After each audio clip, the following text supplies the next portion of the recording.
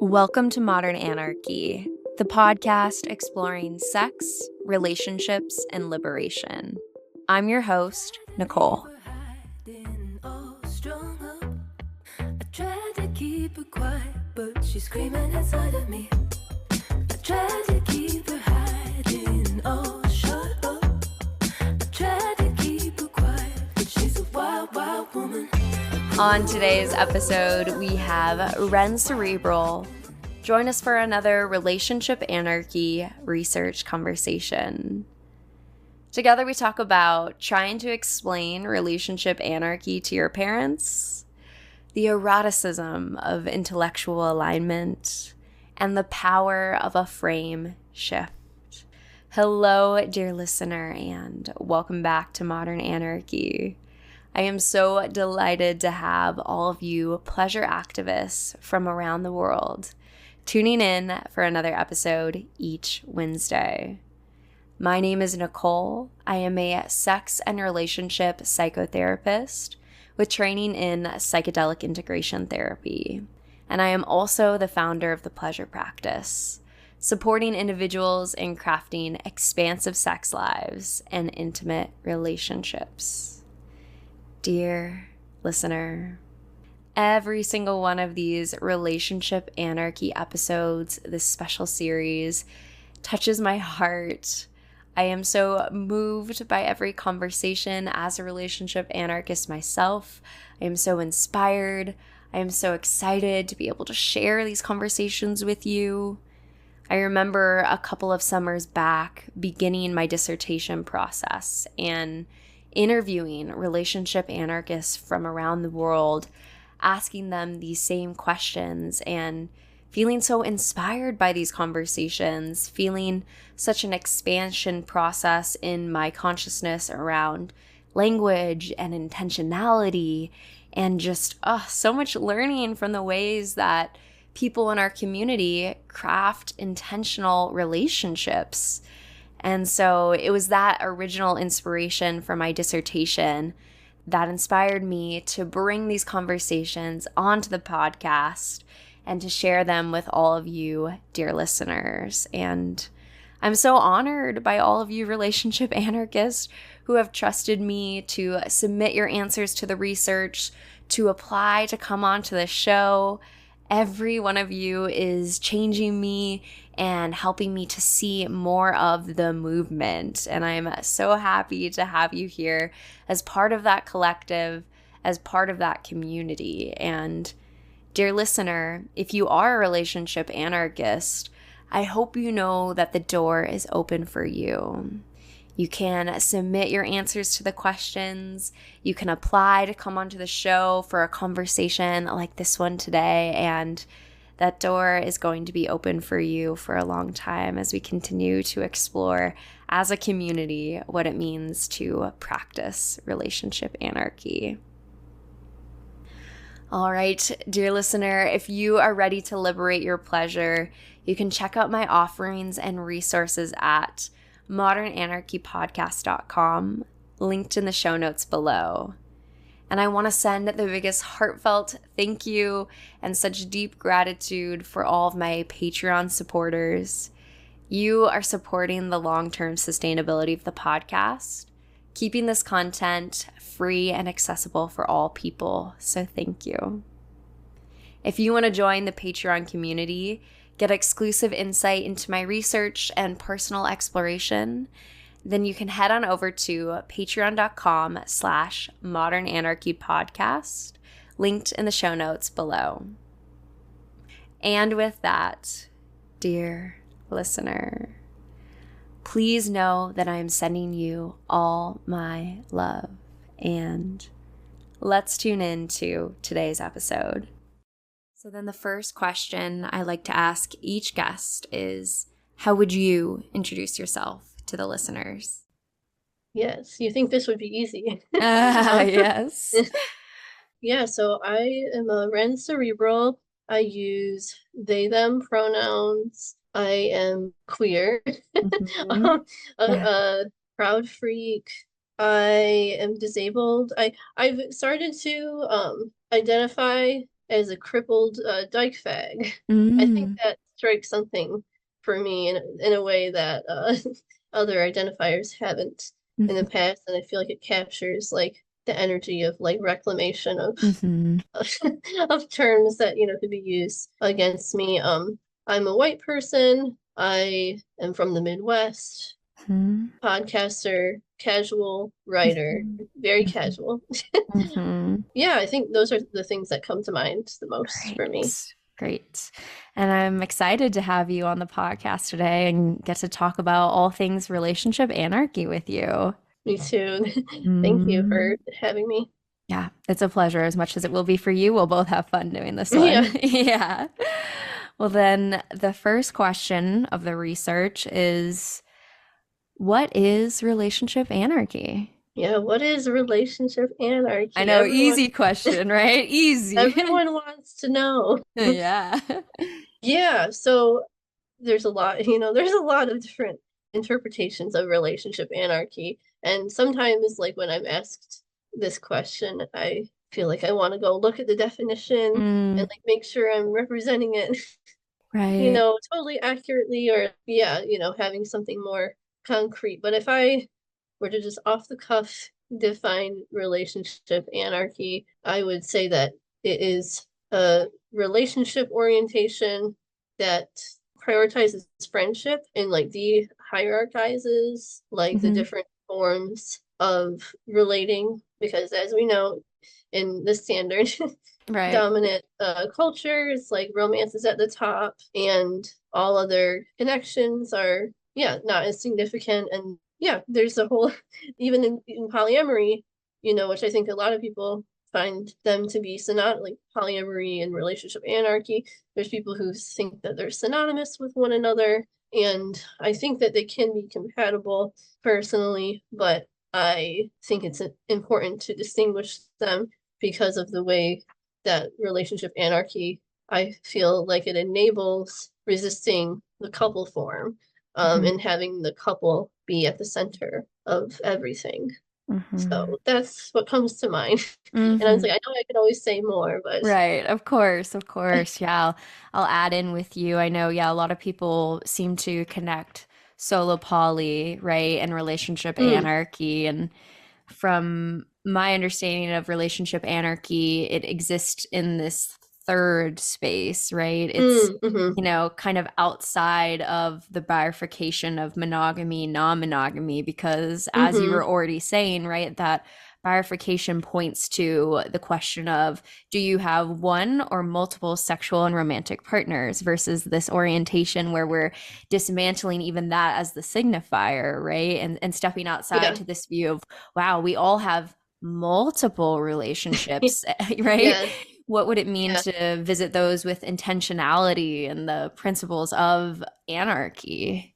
Yes, yeah, and that fact, the anarchy and Hmm. anarchism as a central thing is, yeah, something I think it's left out a lot. And even, yeah, even the dominant spaces where like the relationship anarchy Facebook group, Right. which, like, and I can hold space for for Uh-huh. nuance and complexity, but yeah, I mean, I feel like we've all seen it. So the depoliticization of it, but yeah, it is central to Hmm. the practice. What you just said, this is Hmm. making me think about within relationship anarchy, like having it be this third space or like whatever, how hard it is when you're in the dominant system Oh yeah. to articulate your relationships to anyone else who isn't Right. also on the same page is subscribing to trying to challenge the way that we think about relationships, because Hmm. like I have tried to move away from using words like partner, Hmm. which I don't think needs to be a rule Sure. to others. I'm definitely have expanded my view to understand that like language is fluid, and I think that using the labels can be compatible with relationship anarchy. I Hmm. think that context matters, but it does say something to me when I'm taking out the labels that have such huge cultural significance, and then when it becomes so much harder to have any legibility with how significant relationships are. Mm-hmm. Or some, some relationships are to me. Because Mm-hmm. if I'm like describing, for example, to my parents, Right. this friend of mine, and and they're like, well, why, oh, I have plans with this friend, I can't come to this thing that you perceive as a social Mm-hmm. obligation. And I'm like, and they're like, huh, like, Yeah. it was a friend, like, Right. and it's like, my friends are my loves, they're like my beloveds, like, I Mm-hmm. put my heart and soul into these connections, and they mean so much to me. It's not some Right. substandard thing. Right. Yeah. Absolutely. Yeah, such a hard piece, right?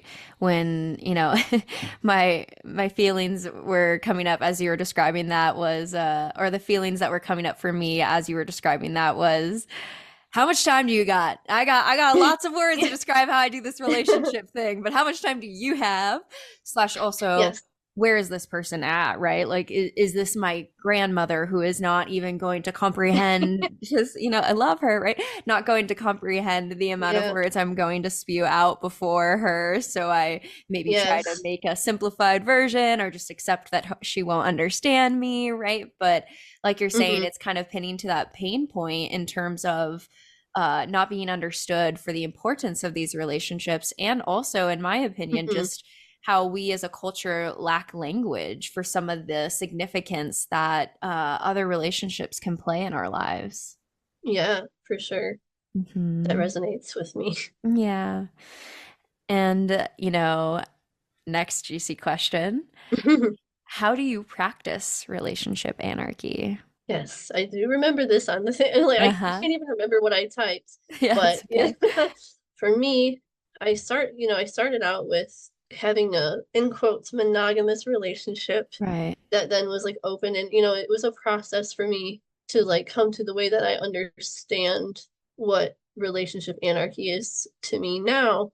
When I'm looking back, I feel like I've always had a similar framework of how I do relationship anarchy and how I navigate my relationships, which Hmm. is that I've always had a super high emphasis on my friendships. Mm. I try to be very intentional about not having relationships which include physical intimacy, sex, or things that are traditionally related with romance. I try to make sure that I'm not just putting those at the top. And, I try to evaluate across like multiple measures all of my connections to decide how much energy that I want like to put into those connections. Hmm. And I try to really resist, yeah, using these standard, I guess, prescriptive Right. notions Mm. about how relationships should function.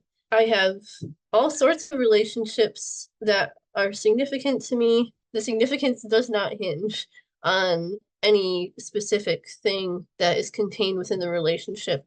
The thing that is like a through line into all of my closest relationships is a feeling of like emotional safety, Mm. or like Hmm. often like actually like intellectual alignment is for me Yeah. like I find myself like I really prioritizing connections where I can just sit and like have very intellectual conversations with them. Hmm. The relationships that have things that are associated traditionally with romantic relationships, or Hmm. the relationships that we're told that we should prioritize, those are actually like a much smaller percentage of my time and energy than Hmm. anything else. But I also have a lot of possibility for anything in Hmm. most of my connections, and there's a lot of communication with that.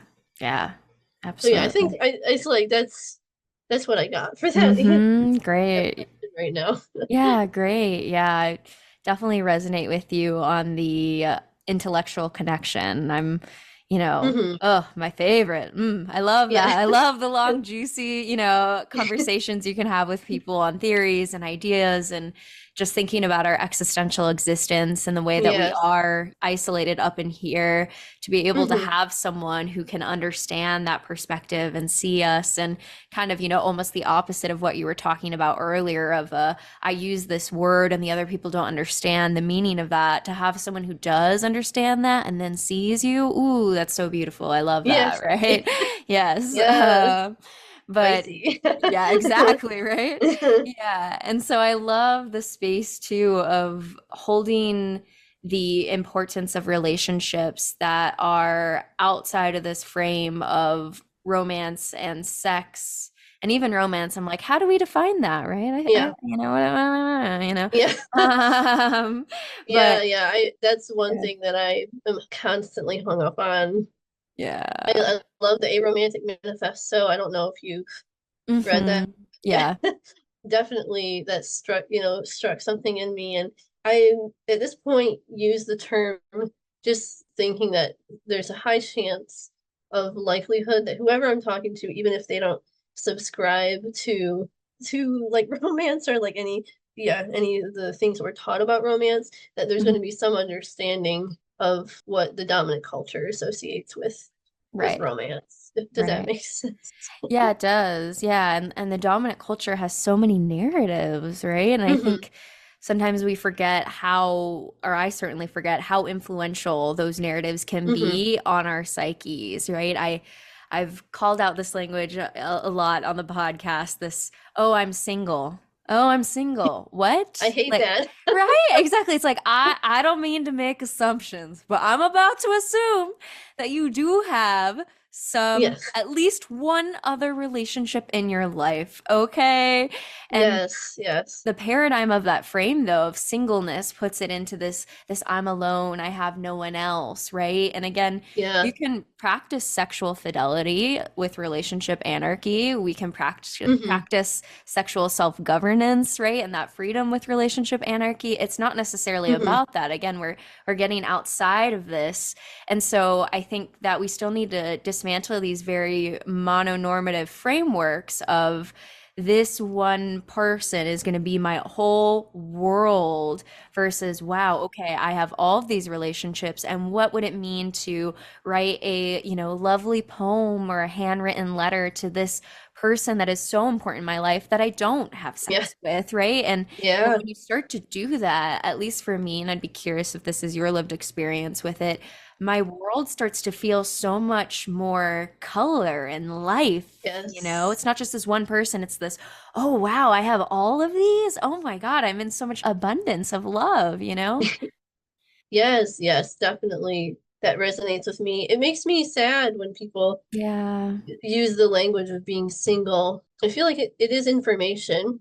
right. You subscribe to this notion of your worth is somehow tied to Yeah, I feel like that implies that the worth is somehow tied to whether or not you can secure a romantic connection. right. And it is rare, I will say.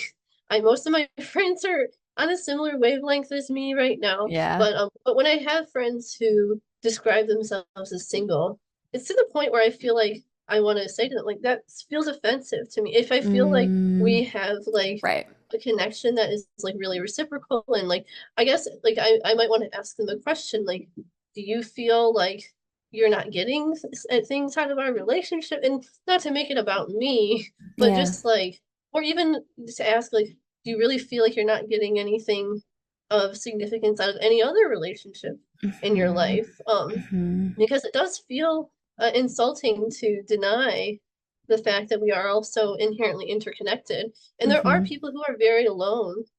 And I think that, like, for me, a lot of my background is like with disability studies and Hmm. critical disability thought, and like disability justice. And so I mean, I'm very aware of people who are very, very alone, Yeah. and the isolation of being disabled, Hmm. especially during the pandemic, is so real. And a lot of times people who are describing themselves as single, they're not in that isolation. So I think that that does inform some of my reaction as well to that Hmm. language when I'm like, I see you out there surrounded with people who could love you. Right. And what can we do to acknowledge that more rather than Mhm. feed into that myth Yeah. of isolation when it is a myth. And Right. sometimes it's not a myth, but as you're, Right. saying, it often is. So, Exactly. Yeah, the narrative. How is the frame? What's the frame for this picture, right? And it makes a mhm. huge difference. I was thinking, it's almost one of those like yellow flags, we're like, okay, I hear you. Yeah. Let's talk about what that word means to you, because it might then, yeah, signify a certain paradigm of where they're at, and Mm-hmm. the, needing to protect ourselves if that person is the kind of person who falls in love with someone and then Mm-hmm. disappears, right? That is a lived Yes. experience Yeah. of this game. And so kind of, Oh, so it's, sad. I know, and it's also kind of like when I've I've met people who are dating, and they'll have, like a handful of relationships that they're dating at the same time, and they're like, "Oh, I'm dating casually." And I'm like, what does that mean? What does casual mean? It sounds like you have multiple relationships. And I've tried to Mm-hmm. explain a little bit of like, hey, my relationships are so intentional. I don't care if I see that person once a year. It's not Yes. casual by any means. I love that distinction. Yeah. Yeah, where like, yeah, it's not about frequency in it, like focusing on the intention of it. Right. And Not so, to interrupt you. no, it's Sorry. great. It's great. We're gonna get excited and go back and Yeah. forth about it, right? Yeah. Um, Um, Go well, ahead. I did also want to say, to like I guess continue on the answer of your question Sure. is about how I do relationship anarchy. And I forget to elaborate on things because it's become my norm. Yeah, So it's totally. like I forget, to think about the audience. But anyways, I don't have any relationship that's like primary Hmm. where I'm checking in to ask for permission for anything. And even though I haven't used the smorgasbord Sure. a ton, at least like sitting down with it, but I actually, ironically, might be later today Ooh. with a friend. So I'm like excited about that. But like overall, I haven't done it a ton, but I've used it as a tool of reflection, and I have the spirit of it in my connections Yeah. where I will, ask questions, and I don't make assumptions about like what other people are allowed to do or what they're interested in. Like, even when the other person doesn't identify as a relationship anarchist, Yeah. when I was like identifying as polyamorous, Hmm. more primarily, I would always be like thinking about, oh, like if this person is like dating someone, or, like I need to be thinking about what that person's okay with, or thinking about Uh, these relationships outside of myself. And I feel like there was some dominant like things that were floating around and polyamorous spaces that were enabling that kind of mentality to release that feeling of needing to like worry about all these different rules that could exist that aren't what I'm doing has been such a liberating force. sure. And I think has also invited other people to own their own autonomy and their own behaviors, even when we aren't identifying the same way. So, Sure. Yeah.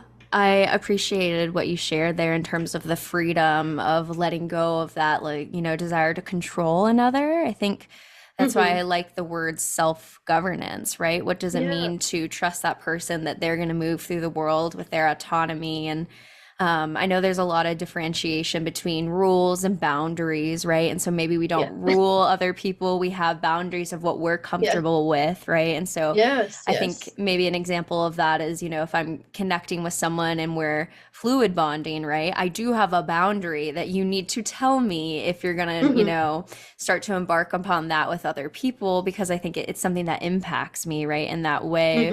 Hmm. One of the examples I've had of self-governance asterisk, I think, has been with one of my partners. We're in this community together of people, and these are the people that I would see for Thanksgiving and Christmas and have become Hmm. my chosen family. And I've asked this partner, if you were starting to develop romantic and or sexual feelings, could you just Hmm. let me know first before you act on that? Because this is going to impact every Christmas and Thanksgiving and holiday party Yeah. into a new world that I would certainly want to know, so I could prepare my heart to start to stretch to that capacity. So it's been such like a nuanced thing for me of, yeah, when do we allow that freedom of self-governance versus Hmm.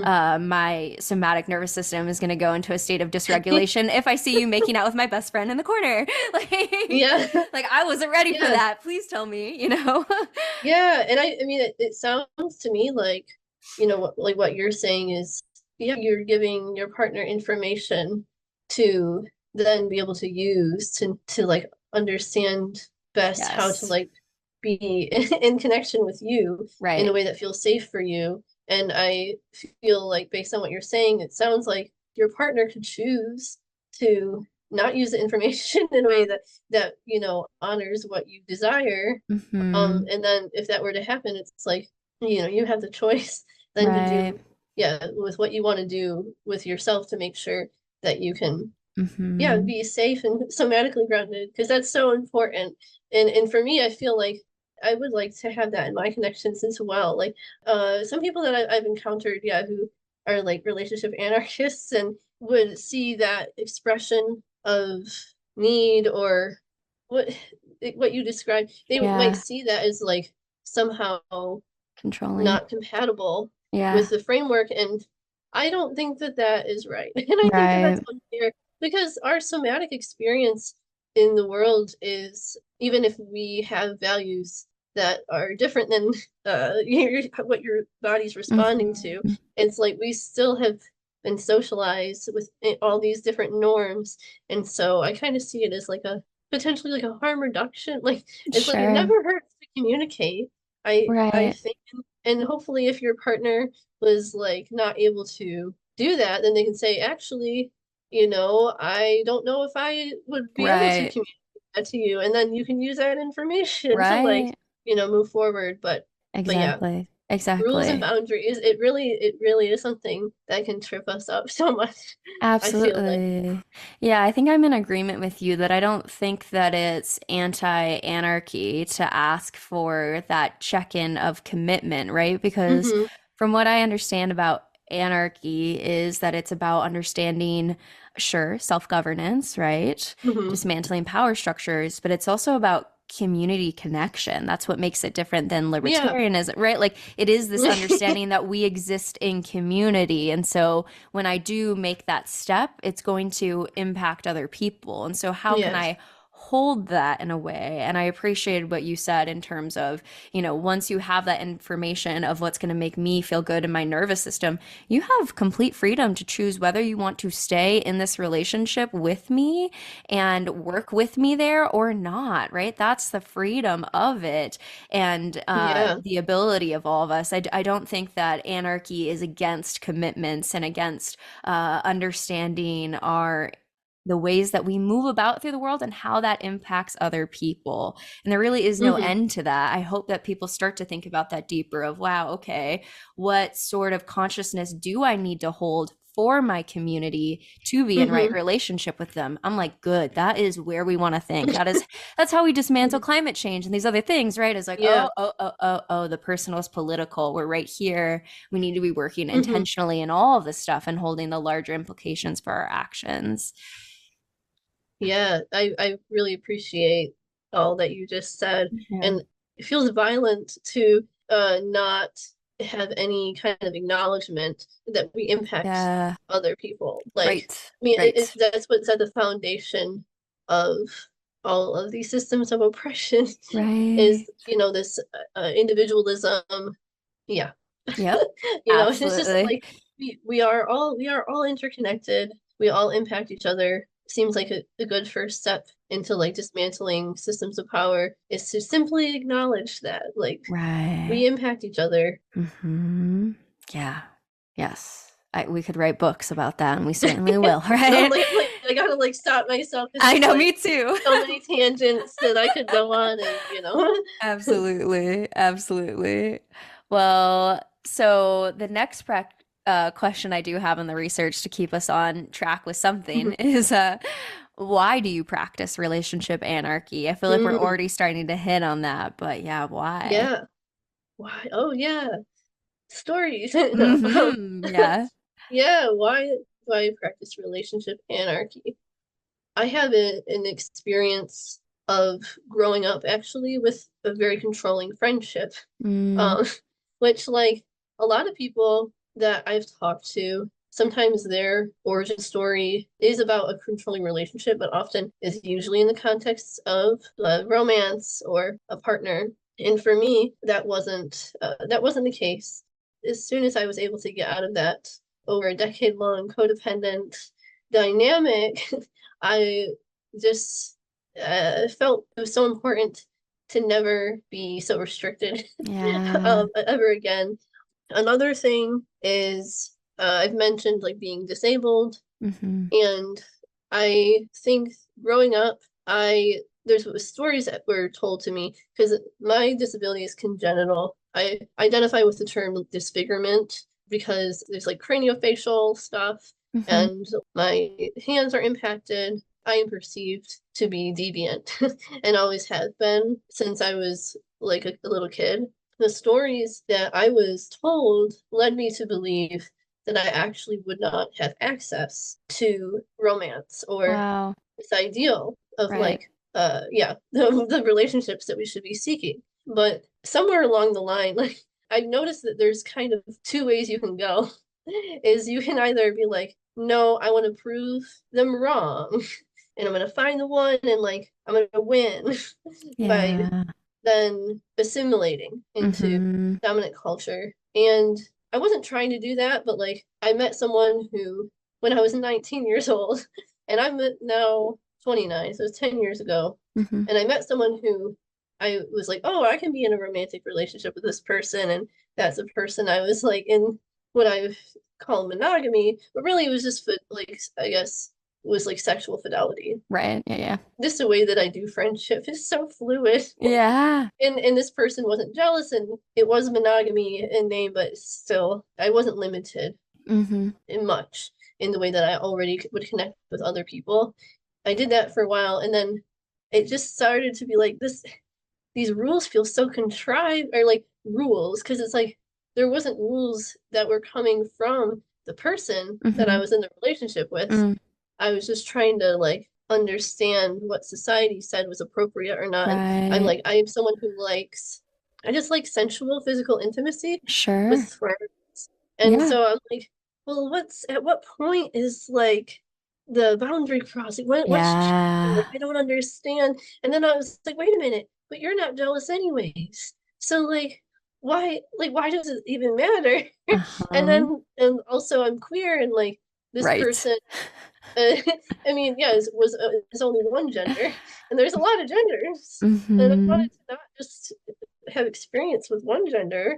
I'm a pansexual, like like Mm-hmm. I want to have intimacy with lots of people, and so yeah, so basically, it just was like my desire for freedom, and then feeling like the monogamy was contrived and didn't Yeah. make any sense, and then trying polyamory and feeling like that made less sense to me personally, because it was like it felt similar to monogamy, just with more people, and it stressed me out a lot because it felt like there's rules I didn't understand, Mhm. and I just happened to be around people, yeah, who also feel similarly. I'm in the Metro Detroit area, so there's like the Relationship Anarchy group here that does the Cool. unconference. There's so many things, but that's what I'll say. Yeah, great. Yeah, it sounds like I was hearing this, the way these narratives restrict your capacity for intimacy and Yeah. love, right? Mm-hmm. Just all the different ways where it's supposed to be a box of this is the one person you're supposed to do this type of thing with this type of thing, right? Versus feeling a Mm-hmm. much more expansive connection with people. And that Mm-hmm. was definitely my lived experience as well as a queer person. Prior to discovering that aspect of myself, I was, very snuggly with people. And once that came into being, I was Mm-hmm. like, oh God, can I snuggle no one without cheating on a part? Oh no. Yeah, it's Like, so distressing. yeah, the whole world just crumbles right there. And you're like, oh, okay, what do I do with this now? Right. And so being able to have the space where you can explore each individual relationship for the beauty that it is and the possibilities that it is, while holding, of course, the community connection and knowing that all of our actions are impacting other people, of course, right? But within that, being able to build these individual relationships, right? Hence the smorgasbord, right? Of being able Mm-hmm. to have this sort of what's going to work for the two of us rather than the, okay, this is the box. And if you don't fit into the box, I don't, it's not going to work, right? We're, Mm-hmm. we're, we're getting off of that escalator to have this white canvas of what do we want to do with intimacy? What feels good to Hmm. the two of us? And I think that's some of the beauties and the scary parts of it, that amount of freedom can be overwhelming existentially. Yeah, I do think I've learned, I think, why some people really want to hold on to monogamy or the strictly polyamory that is more, I guess, rooted in rules based, like, yeah, rules Mhm. based, because having the open canvas Yeah. feels so overwhelming. And Hmm. so for some people, having the structure feels more accessible to them. And I just cannot relate. I Yeah. can't relate to that experience, but I do try to. I'm humbled every year, every day. I'm humbled. So I'm like I have more capacity to hold space for other experiences than I've Sure. ever had before.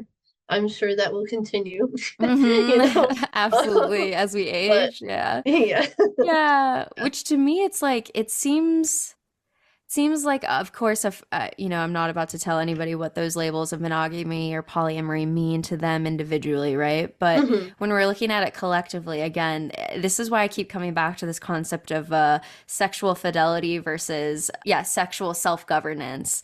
Of course, asexual, polyamorous connections, great. I think that is Hmm. even part of what relationship anarchy creates more space for, right? Is even this Hmm. world, since we're de-prioritizing that. But when we're looking at the monogamy polyamory script, it's so much of this, do I have sexual more than sex with more than one person, right? It comes down to that Hmm. sort of bifurcation. And so I think that people can choose to practice sexual fidelity in relationship Hmm. anarchy and Hmm. hold the wider frame that other relationships are important, valuable, Yes. and worth intentional focus, right? I don't think those things are Hmm. incompatible. And so for me, it sounds like it's almost this frame shift of, can we get out of this? Again, we're in those frames prioritizing sex and romance as the way to understand our whole life. Like, I identify as this and this is how I do it, versus, oh, okay, wow. Do I want to practice sexual fidelity with this person, this polycule, these people, or self governance with it, and hold this larger frame of all the different relationships that are important to me? Hmm. Yeah, thank you. I really like fidelity versus like self-governance. I wrote it Right. down.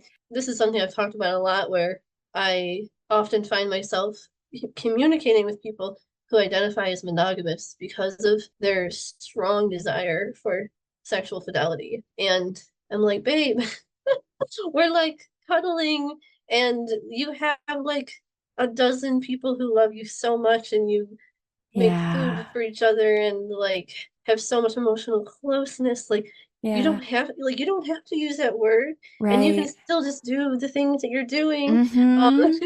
and so I think that I like the level of humility that I've gotten to at this point. I'm able to still be like, okay, well, I can have a relationship with these people Right. even if they still use those words. Right. But like I'm wanting to continuously invite people to reevaluate their commitment to that language, only because I think there's so much possibility, and that Right. a simple framework shift could have such an impact that like isn't fully acknowledged. Mm-hmm. Absolutely. Absolutely. I have the same hopes, right, of that framework shift. I think that's why I've been liking, yeah, this discussion of sexual fidelity versus Yeah. sexual self-governance, right?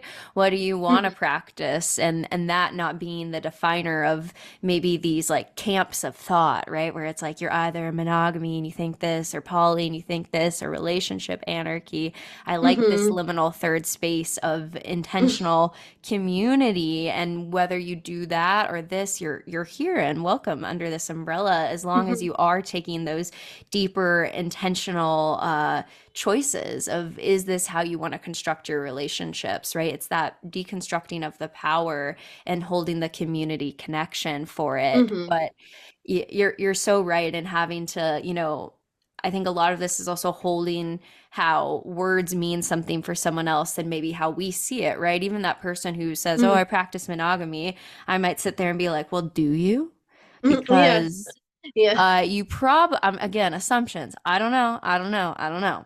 But when we say monogamy, that word means one, sexual partner for life. So let's get Yes. more specific. You practice serial monogamy, right? Yeah. So at that point, then we are saying you practice sexual fidelity with one person, right? So again, so I'm just Hmm. words, language, they evolve, they change, right? And so I hope we can create more space and more language through conversations like this, just to keep Hmm. thinking about what is the frame that we collectively as a movement want to carry forward for future generations. Hmm. Yeah. For sure. Yeah. Well, the next question I have is, how does relationship anarchy impact your practice of intimacy? And I know we've hit on that in so many different ways, Yeah. so feel Yeah. free to dive in. It has expanded, my access to intimacy. The first step being, just realizing that those rules, like I said, were contrived, and then just being like, okay, well, now I'm doing something different, and then just having that fall away and having that open canvas has Hmm. made it where even now, where it's like I'm established and people know I'm a relationship anarchist and like know that all the possibilities that can exist for relationships with me, and I'm still testing the limits of like it's like just writing whatever I want, like for intimacy. Hmm. Like I learn so much every day Yeah. about what is possible with other humans. So Hmm. it's expanded my capacity for intimacy and yeah, taught me things about Hmm. human connection that I don't think that I ever would have been able to learn otherwise. Yeah, the expansion of those frames. I know it's hard when we get into topics we're excited about, right? We could talk for hours. So Yeah. I know we talked a little bit too about the difficulties of understanding, right? When people use these words, they might not, they might not understand what relationship anarchy means. So I'm Hmm. curious, are there any other difficulties that you'd want to share with the listeners? There's a lot, but I think the one thing that I was thinking about that I wanted to highlight in this conversation is talking with my therapist. I had a therapist who actually told me having me as a client influenced him to Mm, basically become non-monogamous. wow. Like and like that was cool, and like he was super open-minded, and I really valued that connection. But Yeah, now I'm seeing someone new, and I was like really worried about how it was going to go. And this person also seems pretty open-minded, but I notice as I talk, I feel like all these scripts, like I think, yeah, a struggle I have is like feeling self-conscious. Like the yeah, scripts that come up for me, I'm like, oh gosh, like I started therapy this most recent time to focus on somatic intimacies, sure. and having that as like the foundation. And then I'm like, oh gosh, like my therapist must be thinking like, well, what's your problem? You have all these lovers. And I don't know. I mean, I don't know what my therapist is thinking, but I guess it's kind of like, I don't know if you'd say like the cop in your head or like, but just that Sure. dominant, yeah, the dominant way of things, like just Totally. existing within me, trying to push back against the shame or Yeah. Yeah, I will just underscore again. I could write many books on this topic. yeah. I will underscore that in my dissertation research, this was something that came through again and again Mm, is how many different therapists, because they work under, there's not enough. Let me just state this pretty flat. There's not enough adequate training on sex and mm, relationships in psychology, let alone diversity. yeah. So many therapists will have never heard of the term relationship anarchy, right? Which means they're working from a different frame, which means when they hear these things, it might not be in, the words they say, but it might be on their face, the structure, Yeah. the questions they ask, right? Certain things Yes. like that where you're having to do the teaching, which is so unfortunate. And I think that, the field of psychology, again, I'm getting up on the soapbox. The field of psychology comes from this whole like professionalism. I will not tell you any of my identities because that's how you're a Right. professional. But that again is a reflection of white colonial culture because it's this Hmm. idea that everyone can understand you. I can serve all people, right? And having that sort of frame rather than recognizing the situatedness of our positionality and our different identities and how that shapes our ability to understand the world and support other Mm-hmm. people. And I wish, I hope that more self-disclosure comes with the field of, hey, I am a Mm-hmm. queer, kinky relationship anarchist. Okay. That is my frame. So, that's where I'm coming from because that's actually the Mm-hmm. perspective I want. I don't want personally someone else who doesn't get this. Yeah.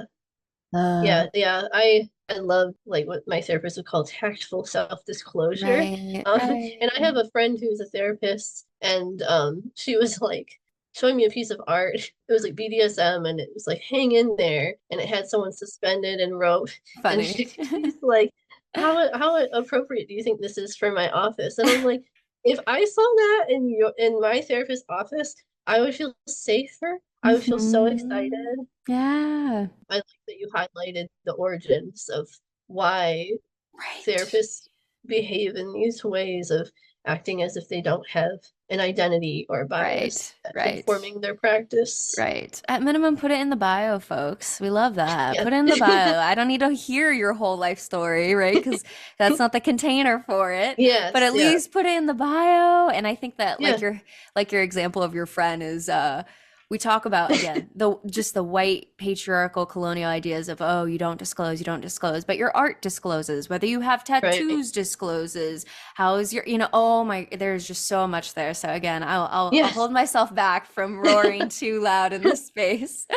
Um, the next question is, what are the joys you've experienced practicing relationship anarchy? The joys. Yeah. Seeing just how like living my life and like owning my own experience and way of like doing things, the way that it has been an invitation for others to Yeah. question their own assessments of their relationships. And yeah, I guess just seeing it as like a portal, and it just doing it is joyful. And like, Hmm. having all this possibility and not feeling restricted, it feels Yeah. really joyful. I should Hmm. say not feeling restricted by contrived forces. Because Right. I mean, we have limited capacity, and there are inherent restrictions and how many relationships we can be in and all that. So Mhm. I don't want to overly romanticize it, but just Yeah. feeling like I can write my story, the self-governance, that's joyful. But Hmm. definitely, yeah, just seeing the impact on others, and Mm. then seeing like friends in love with each other and just all Yeah. the abundance. It's beautiful. And Hmm. seeing other people who I love loving other people Yeah. is not a threat to me. Hmm. I'm reminded of that through the practice over time, and like being able to build security Yeah. in this context that I think most people find inherently insecure. That's a whole other conversation. But Right. yeah, it's like security is possible. I felt it, and it's a joy. So those are Yeah. I'll highlight. Yeah. Yeah. I was just thinking about the security you feel through intentionality, the Mm-hmm. security you feel through meaningful conversations with authenticity, of your desires and fears, etc. Mm-hmm. The joys of embracing the inevitability of change, right? Yeah. Oof, as pain. Bittersweet, but yeah. Exactly. I was gonna say, as painful as that one is, Yeah. oh my gosh, relationships change, our desires with certain people change and ebb and Yeah. flow, and through all of that, I think that part of this framework is that embracing of that and creating space Yeah. for that. And like you said, being able to see your friends love that compersion with other people. Yes. I mean, how beautiful, right? Mm. I could simmer in tears of joy for the beauty that intentional practice really is. Yeah, me too. Yeah, Yeah, yeah. I like honestly, I'm an easy crier, and Same, yeah. my my local area has an event called Queer Utopia, Uh-huh. and it's gonna happen tomorrow night. Like so many of my loves are gonna be there. I'm going to be like crying out of Yeah. happiness Ah, just to so like see beautiful. them. And it happens so much that it's like I used to feel embarrassed, but it's like Mm. no, it's like it's actually really overwhelming Yeah. in beautiful and like yeah, to just have this experience that like no one could have ever prepared me for, and I never would Mhm. have thought was possible Yeah. growing up. So Mm. Yeah, I'm so thankful to have you here to be an example of another narrative that needs space to be, held and celebrated and shine a light on it, you know? thank Yeah. you. Hmm. And one last question for the research before we go towards our closing Okay. question, and that is, what do you wish other people knew about relationship anarchy? Well, I would like everyone to know everything that's already been said. Step But, one. Yeah. but yeah, whoever they've already met who said that they were a relationship anarchist Yeah. might not be, Right. Right. like because that is the one thing that I've come to a lot where people becoming so averse to Yeah. wanting to talk because of a bad experience they had with a person who identifies with relationship anarchy. So that would be like honestly like kind of high up there. Yeah. Just because it feels sad that like Mhm. that can be such a barrier to people exploring something that has such uh lots of different ways that people do things and that Mhm. they can write their own story and Yeah. yeah, so I think I'll keep it at that. Yeah. Yeah. Such a great response. I think, yeah, it's hard because it's the result of being a minority culture, right? Yeah. We don't look at monogamy and the high rates of infidelity up here in the Mhm. 50s, some research saying 70%. And we Wow. don't look at that and go, oh, I would never do that because I saw this person cheat on blah, blah, blah, blah, Yeah. but because relationship anarchy is something new, that might be the only example of the person Hmm. they've ever met, then they judge the entire philosophy, which has deep roots in anarchy, way beyond this practice. And so I think that's Hmm. such a good invitation for people to learn more about the philosophy rather than the fallibility of our humanness that we all have. Yes. And I've made those mistakes. I'm sure you Yes. have in the Yes. learning process, right? I don't even know the ones I'm making right now that I'll look back on and be like, damn, so we're all Hmm. failing in that, but the philosophical ideas maybe can exist, slightly above our difficulties in bringing this into the reality and praxis. Yeah. Hmm. Yeah. I Mm. love the way that you synthesize things. Oh, thank Yeah. you. Thank you. Yeah. If my hundreds of thousands of dollars of debt in psychology can give me anything, it's a damn good podcast. That's great. Well, Yeah. silver linings or whatever. Exactly, exactly. Hey, I love my life. I love my life. It's good. Well, I want to hold a little bit of space too before we go to our closing question. We can take that deep breath. I just want to check in to see if there's anything else you had on your heart that you want to share to the listeners. Otherwise, I can guide us towards a closing question. I feel like we covered a lot. Yeah, we did. So yeah, I don't have anything like pressing that stands out to me. I think that we established, the fact that we could go For so deep hours. Yeah. to different things. So yeah, but I just, really value the Mhm. way that you're using your platform and the intentionality behind your questions. Thank And you. yeah, just like yeah, your creation of the space. Yeah, I really appreciate that. I had so many great interviews for my dissertation, and I knew that I wanted to be able Hmm. to pull them out into the world because they were changing me, right? This Oh conversation yeah. that we just had, it changes me as much as I change you. And Yeah. then, I wanted to bring those out, but was, as you might understand, locked within an IRB and other sorts of other Yeah. formalities. So it is a Yeah. joy to be able to have listeners like you come on the podcast and help shape me and the whole community. Hmm. Yeah, I Yeah. love that, the bringing it back to the ways that we inherently impact each other. Hmm. That's just the inherent truth. Right. So we're all changed by each other. So I Exactly. feel like that is very central to the practice of relationship anarchy. It's something that Absolutely. I would like to, hold on to. Hmm. Beautiful. Well, if it feels good to you, I'll guide us towards our closing question. Okay. So then the one question that I ask each guest is, what is one thing that you wish other people knew was more normal? Mm. Just because of the state of things right now, and I wish that people knew it was normal, that people care a lot as possible. If we can recognize that maybe some of the insecurities that we have are shared by others. Right. Yeah. And like you said, that people care, right? And Mhm. that's just bringing me back to this through line, or this continual thread I've been hearing through our conversation, right? Of what does it mean to hold our impact on other people, right? And the ways that we are all Mhm. in relationship in our community, and what does it mean to love with that intentionality of holding how we impact others. Mhm.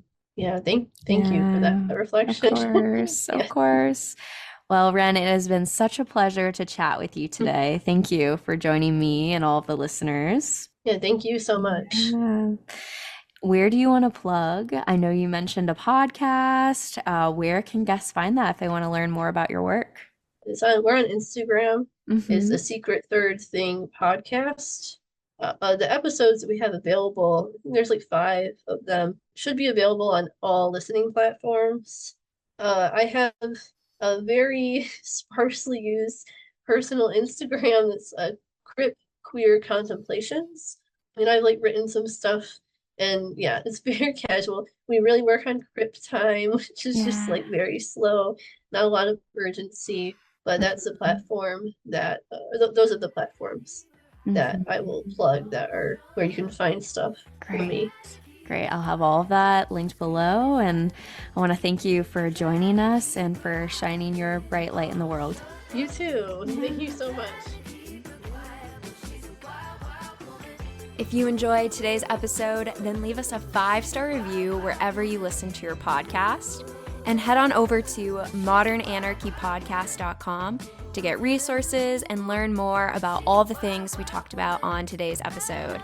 I want to thank you for tuning in, and I will see you all next week.